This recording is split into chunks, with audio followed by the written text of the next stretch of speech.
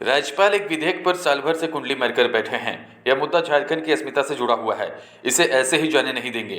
राज्य में आदिवासी मूलवासी को बचाने के लिए राज्य की लड़ाई लड़ी गई थी।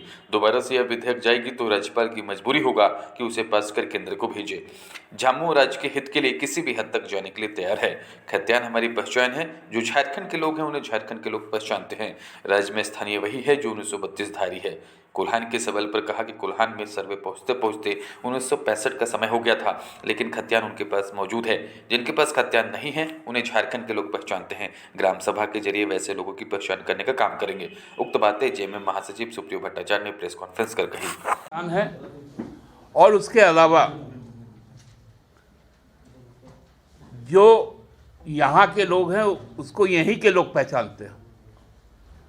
उसको पार्टी की सांसद है गीता कोड़ा, उन्होंने कहा खतियान लागू है। तो लास्ट सर्वे आप मान रहे हैं? तो उसी को तो मैं कह रहा हूं कि खतियान लास्ट सर्वे नहीं है, खतियान मूल सर्वे है। नहीं, कब का खतियान? जिसका खतियान जो है वही है। आप लोग ये साल को मत गिनिएगा। यहां पर सर्वे का काम शुरू हुआ था 1918 से, और कोल्हान तक जाते जाते उसको 1965 तक लगा था समय, लेकिन खतियान नहीं बदल गया था। खतियान वही था। नहीं दादा, पलामू प्रमंडल में 1908 का खतियान है। जी, हम तो कह रहे कि खतियान तो खतियान है और उसी से वंशज निकले हुए हैं। पाकुड़ में 2 प्रखंड ऐसे हैं कभी नहीं हुआ सर्वे। साहेबगंज में भी हुआ है। तो फिर साहेबगंज में भी मैं मान रहा हूं, क्योंकि उस समय जो सर्वे हुआ था वो ब्रिटिश काल था। और उस कैसे एड्रेस करेगी सरकार? एड्रेस तो यही करेंगे ना कि हम पहचानते हैं उन लोगों को, कौन हमारे साथ है। तो क्या तरीका होगा? जो ग्राम सभा है, हम लोग तो मानकी मुंडा व्यवस्था को जानते हैं, ग्राम सभा को जानते हैं, ग्राम प्रधान को जानते हैं। तो बाबूलाल जी तो कह रहे हैं कि वहाँ पे बाहर से बांग्लादेशी आके वही चुने गए हैं, तो वो अपना ग्राम सभा करके बता देंगे कि ये खतियानी है, जबकि वो तो देश का भी नहीं है। अब बाबूलाल जी का थ्योरी, बाबूलाल जी को कितना महान बनाएगा ये बाबूलाल जी ही समझेंगे।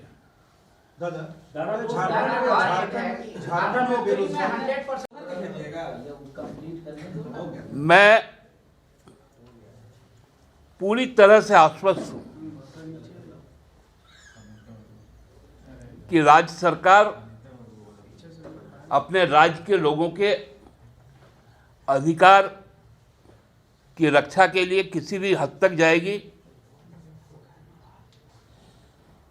और यह सुनिश्चित करेगी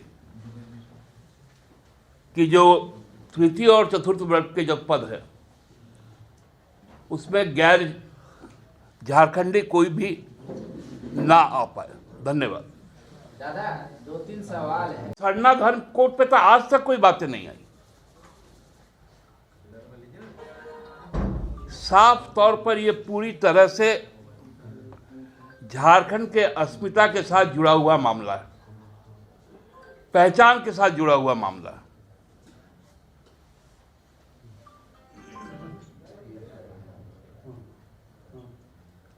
आज हम लोग जब परिस्थितियां देखते हैं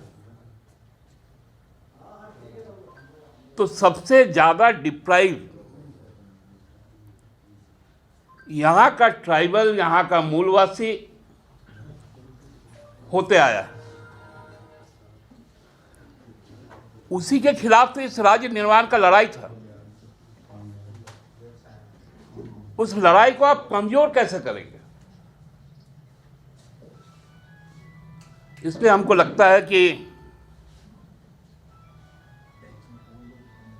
हम जिस कमिटमेंट के साथ इस राज्य में हैं, हम हर हाल उस कमिटमेंट को पूरा करेंगे।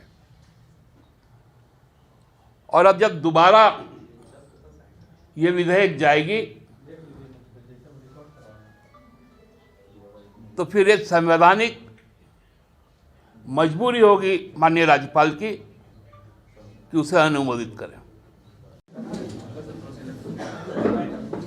ठंड तो बढ़ रही है और लेकिन राजनीति में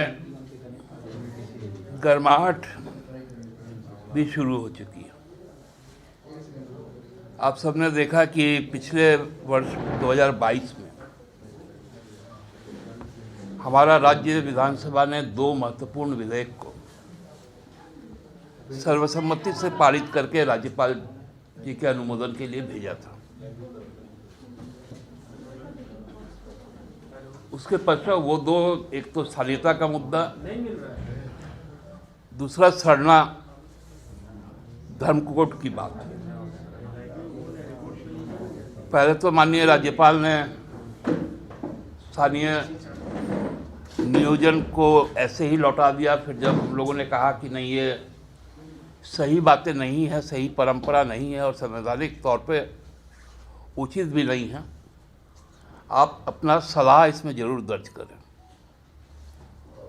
उसके बाद उन्होंने इस विधानसभा में जो चालू सत्र है उसमें उन्होंने अपने कुछ सलाह सुझाव संवैधानिक प्रावधान को दर्शाते हुए भेजा। हमको लगता है कि इस सलाह और संदेश में एक कहीं ना कहीं बहुत बड़ी राजनीतिक एक संदेश भी है, क्योंकि जो बातें कही गई है, जो संवैधानिक प्रावधान का उल्लेख किया गया, वो जहाँ तक जायज़ है उतना ही जायज़ ये भी है कि कई राज्यों ने यह नीति बनाई है कि वहाँ के जो स्थानीय लोग हैं उनको तृतीय और चतुर्थ श्रेणी की जो जिला स्तरीय पद है उन पे उन्हीं की नियुक्ति सुनिश्चित हो। माननीय राज्यपाल जी ने उसमें एक पेच फंसाया है कि 5 साल के लिए आप प्राथमिकता का प्रावधान करें और फिर उसकी समीक्षा करें। ये हमको लगता है कि एक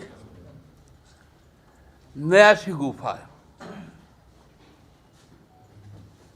लोगों के बीच में भ्रम फैलाने का एक शिगुफा है। हम लोगों ने बहुत साफ तौर पे इस राज्य की लड़ाई को जब हम लोग लड़ रहे थे तो झारखंडियत जो पहचान है उसकी बात करते थे, जो अधिकार की बात करते थे, जो सम्मान की बात करते थे, उसको 5 साल में नहीं बांधा जा सकता। वो चिरस्थायी।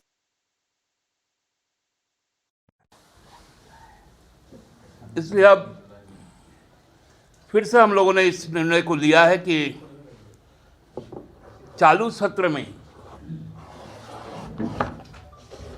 हम लोग पुनः, क्योंकि ये सर्वसम्मत पारित विधेयक था और ये कोई तरीका नहीं है कि पूरे 1 साल तक किसी विधेयक पर माननीय राज्यपाल महोदय कुंडली मार के बैठे रहे।